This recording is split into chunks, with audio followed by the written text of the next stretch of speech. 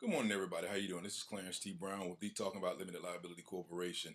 Wanted to just come to you to thank you for actually being a part of my subscriber base, and want to apologize for being gone off the scene for so long with my blogging. I know I reach out in a number of different ways, but blogging is one thing that I've actually set to the side. And most of all, I want to give a shout out to my sister Pam. If you're looking for an accountability partner, I probably bet you that you'd find nobody any greater. Not that she hinders me or pesters me about doing anything, but she always just drops in my mind. Clarence, I'm waiting on the blog. I like the last blog. When am I going to get another one? And so that kind of encouragement has always pushed me to actually try to produce a little more. What I've actually been doing away from the scenes is trying to figure out a way to come to you in a more fruitful format, if you will, something that will both feed you, feed me, feed my passion, feed your passion, and be in line with where I'm moving as a speaker and a trainer. And so, video blog, I think, is the next level of what I'm trying to accomplish for you. I did a series last year. It was called the Volvo Shift, and that worked out pretty good. 30 days of constant moving from your vacation or your vocation to your vacation, trying to move to doing that thing you love to do full time. And so that format worked out pretty good.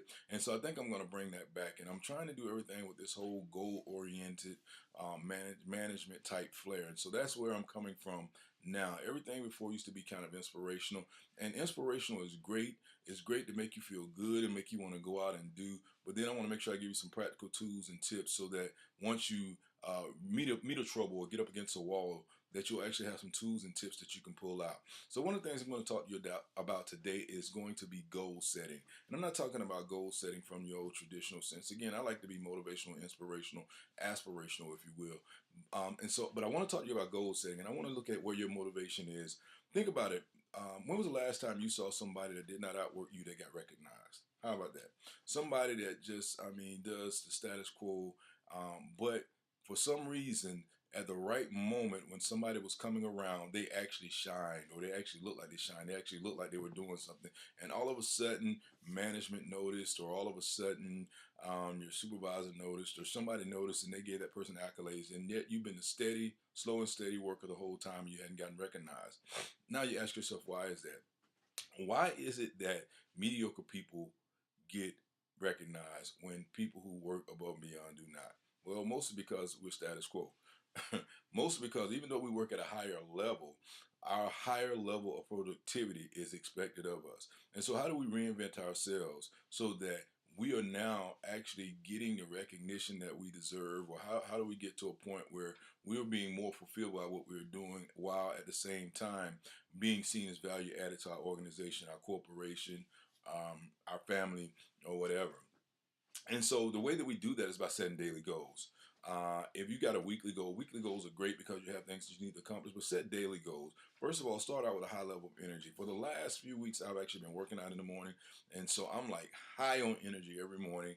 I'm raring and ready to go. And so I have a goal every day, and I'm vigorous about going after that goal because I got energy and I need something to expend that energy on. So if you don't work out, incorporate something into your routine. If you got stairs in your home, go up and down the stairs about 10 times.